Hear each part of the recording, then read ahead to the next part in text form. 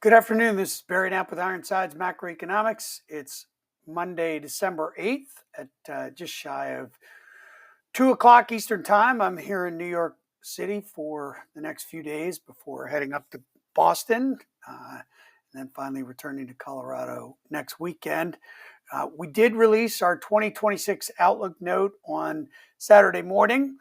It was titled Duration Tightening. The primary themes in the note were bank deregulation leading to the growth of assets in the banking system to the tune of some $6 trillion. But before you get excited about this, like the crypto crowd, I'm picking on them a little bit, don't mean to, that believes that we're going right back into QE and it's going to be a surge of liquidity that's going to lead to higher assets.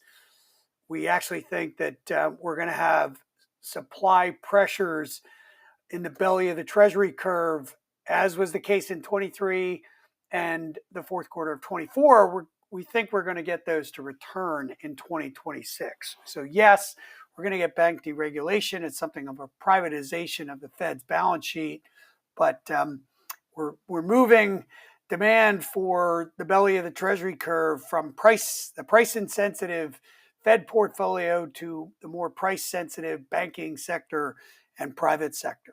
We do think the Fed is going to cut the policy rate to 3 and we'll have a significantly steeper curve. We do expect CapEx to eventually broaden out. We ran into a friend of ours who's an industrials analyst over the weekend and said he's still not seeing much outside of AI-related infrastructure. But we do think that that will occur. We see consumption recovering somewhat as the 3 adverse aggregate demand shocks start to fade. And in the case of fiscal spending, it starts to reverse somewhat. We're going to start getting refunds related to the individual tax provisions of the One Big Beautiful Bill Act beginning in February. So that should encourage a little bit stronger consumption. We don't think it's going to be quite as good a year for equities. First, before I get to equities, I should mention within fixed income, we think that the 10-year note yield will trend higher for the year despite the Fed cutting rates, but not because the Fed is cutting rates. A very key point of differentiation, more because of these supply issues. So we're looking for a 4.5% rate on 10s at the end of the year. We don't think 2s are going all that much lower. Probably 340 will be the end of the year. But with the policy rate getting cut to 3, we will get that banking curve to steepen out beyond 100 basis points. That's the 3-month 10-year curve. And that will lead to a much better situation for regional banks, more credit creation, more housing construction, and a lot of the pressure will come off small businesses, which will lead to stabilization of the labor market, albeit with something of a lag relative to a pickup in consumption and slightly stronger CapEx. It should be a more difficult year for the equity market as a consequence of this pressure, supply-driven pressure on rates. We don't think the economy will deteriorate all that much further.